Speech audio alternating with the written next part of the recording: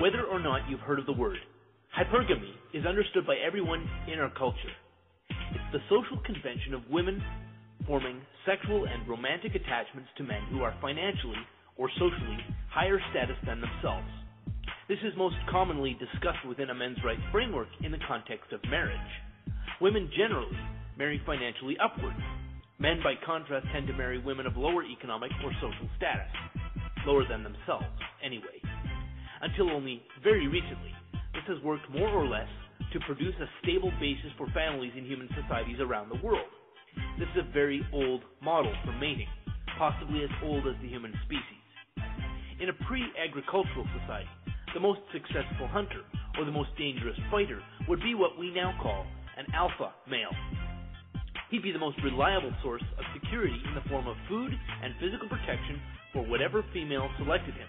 And you'll note I say he is selected by the female, because that's how sexual pairing in humans works. Men compete to be selected, and women select from those competitors. In fact, even where an alpha male wins in competitive fields, he is still completely disposable, because his status is tied directly to continued success in competition. Females selecting alpha males will always reselect any new high-status male who outcompetes a previous selection. This is our biology at work, and the rules of what we call civilized society might obscure and complicate it, but the underlying calculus is unchanged.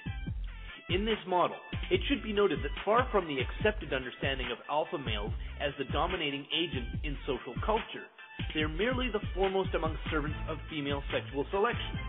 Again, this is not consciously chosen behavior. It is our biological programming at work.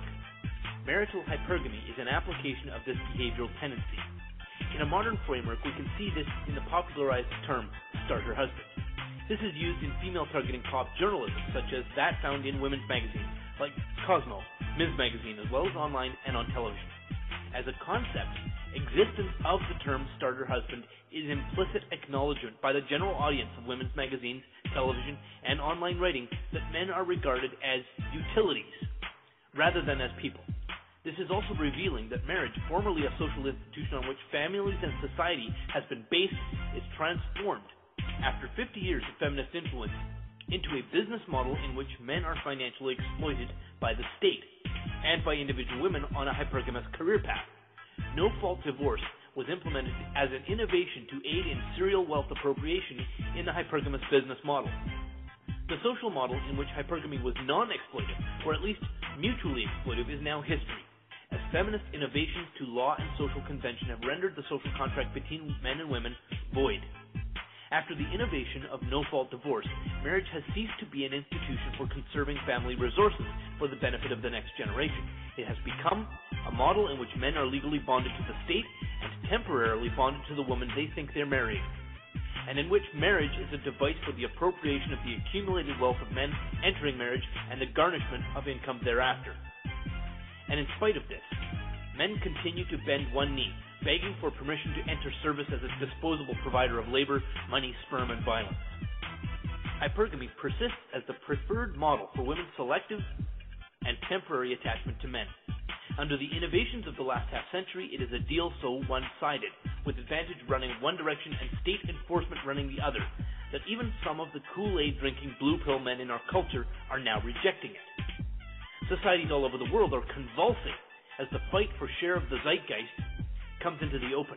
Japan's grass-eating boys may collapse their nation-state, and with it big box feminism in that country.